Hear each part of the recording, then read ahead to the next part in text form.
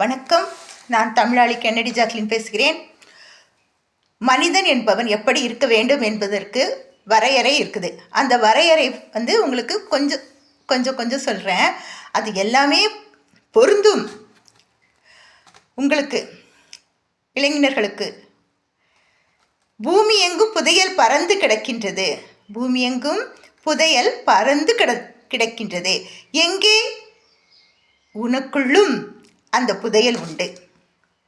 உனக்குள்ளும் அந்த புதையல் உண்டு. நீயும் உன்னை நேசி. அன்பு காட்டு. உனக்குள்ளே உன்னை அன்பு காட்டு. காலையில் எழுந்த உடனே என்ன பண்ணு? முதல்ல கண்ணாடியில் பாரு. கண்ணாடியில் பார்த்துட்டு உன்னை நீ நேசி. உன் புதையல் உன் கைவசம். அந்த புதையல் உனக்கே கிடைக்கும். அந்த புதையல் உனக்கே கிடைக்கும். நதி யாரை கேட்டு ஓடுகிறது? வழி கேட்குதா? நீ எந்த வழியில் போகணும், எப்படி போகணுன்னு நதி கேட்குதா? அது கரடும் முரடும் பள்ளமும் மேடும் குண்டும் குழியும் தாண்டி சென்று தட்டு தடுமாறி தன் சக்தியை இயக்கி கடலை அடைகிறது. பார்த்தீங்களா? அது கடல் எங்கே இருக்குன்னு அதுக்கு தெரியுமா? அதனுடைய சக்தியால் அது என்ன பண்ணுது? தன்னுடைய கடைசி இடம் அப்படிங்கிறத போய் சேருது, இலக்கை அடைகிறது. நீயும் அதே மாதிரி என்ன பண்ணணும்? செய்யணும். எப்படியாவது வாழ்க்கையில் முன்னுக்கு வரணும் அப்படின்னு சொல்லிட்டு எதையுமே நீ என்ன பண்ணக்கூடாது? துச்சமாக நினைக்கணும்.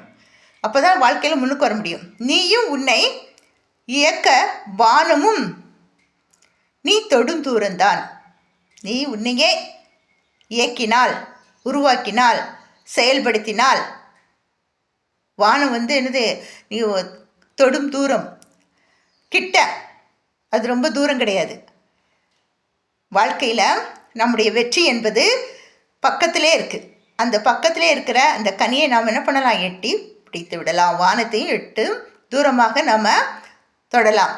எந்த செயலை செய்யும் போதும் உனக்கு நேரம் போவது தெரியவில்லையோ, ஏதாவது ஒரு செயலை நீ செய்யும்போது உனக்கு நேரமே போவது தெரியவில்லையோ, அந்த செயலை செய்.